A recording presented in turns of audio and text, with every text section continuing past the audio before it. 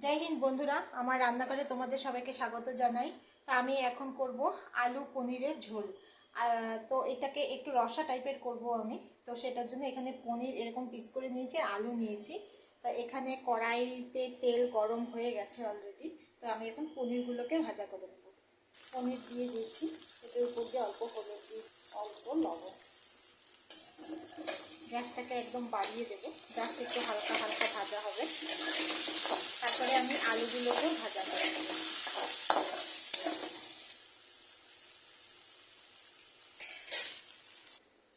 ওদিকে আলু পনির ভাজা হতে হতে আমি এখানে একটা মশলা বানিয়ে নিই। এখানে দিচ্ছি আমি লঙ্কার গুঁড়া।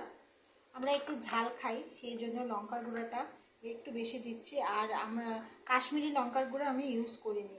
তো এখন এখানে লঙ্কার গুঁড়া দিয়েছি, এখানে দিয়ে দিচ্ছি অল্প পরিমাণ জিরার গুঁড়া আর অল্প পরিমাণ ধনের গুঁড়া আর দিচ্ছি পরিমাণ মতো হলুদ দিয়ে আমি এটাকে জল দিয়ে এটাকে তৈরি করে নেব।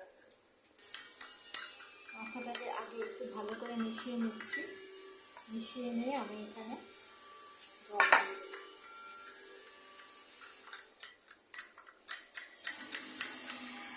জল দিয়ে মশলাটাকে একদম পুরো মশলাটাকে মিশিয়ে নিচ্ছি। আমার পনির আর আলু ভাজা হয়ে গেছে। এই গরম তেলের মধ্যে আমি লবঙ্গ আর গোটা লবঙ্গ গোটা গোলমরিচ দিয়ে দিলাম। গ্যাসের আঁচটা একদমই কম থাকবে, একদমই কম। এখন এখানে দিয়ে দিব কুচানো পেঁয়াজ।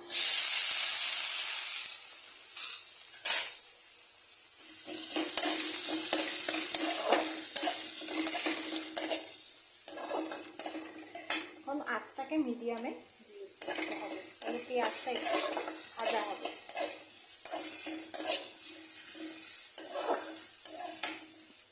এখন দিয়ে দেব রসুন আর আদা থেতো করে রাখা।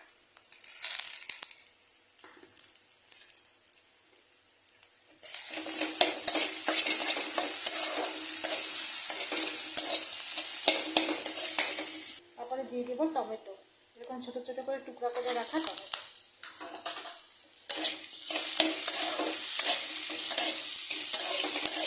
টমেটোর সাথে এটাকে একটু হতে দেব।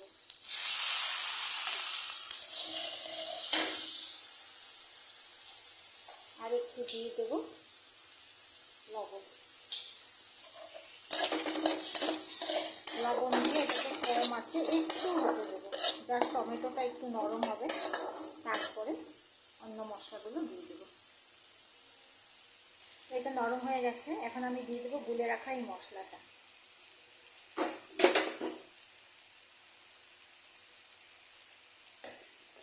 এটাকে একটু জল দিয়ে গুলে দিয়ে দেবো। আঁচটাকে আবার মিডিয়াম করে দেবো।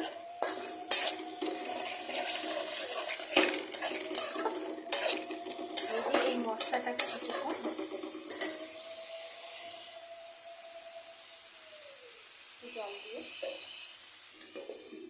ঢাকা দিয়ে দেবো। এই 2 থেকে 3 মিনিট এটা হতে দেবো। দেখি এটা কতটা ঠিক হলো। এটা হয়ে গেছে, পেঁয়াজগুলো নরম হয়ে গেছে। এখন এটার মধ্যে আলুগুলোকে দিয়ে দেবো। আলুটাকে দিয়ে দিয়েছি, আলুটাকে দিয়ে এটার সাথে আলুর সাথে এটা সব মিশিয়ে এটাকে কিছুক্ষণ কষানো হবে। এটা ননস্টপ কষাতে হবে, এখানে ঢাকা দিলে হবে না। 2 মিনিট আমি এটাকে কষিয়ে নেব।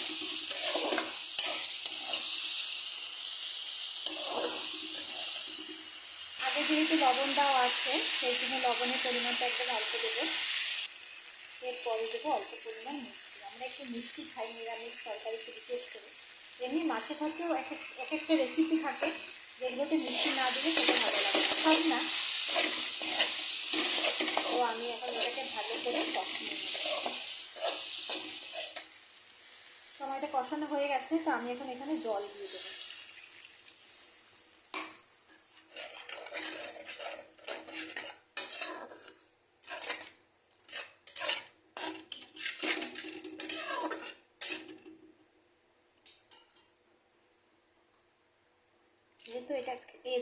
মশলাটা একটু একটু মানে ঝাল ঝাল মাখা মাখা রসা রসা হবে, সেই জন্য আলুগুলোর জন্য একটুখানি জল দেবো, বেশি জল দেবো না, আর একটু জল দেবো, দিয়ে এটাকে ভালো করে নেড়ে এখন এটাকে ঢাকা দিয়ে এই 7 মিনিট মতো এটাকে ফুটতে দেবো।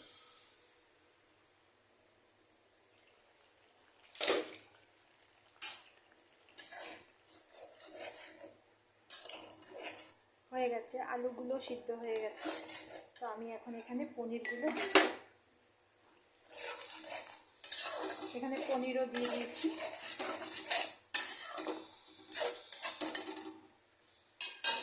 এখানে আরেকটু জল দিয়ে দেবো।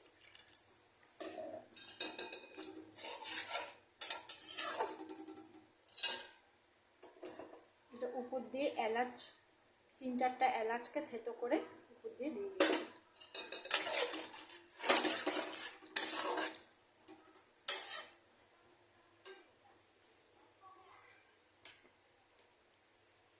পনিরটা একদমই খুবই নরম, খুবই টাটকা, সেই জন্য পনিরটা বেশিক্ষণ ফুটাবো না, জাস্ট 1 মিনিট ফুটিয়ে বন্ধ করে দেবো। এটা হয়ে গেছে, ঝোলটাও এরকম মাখা মাখা ঝোল রাখবো। তো আমার এটা সম্পূর্ণ কমপ্লিট।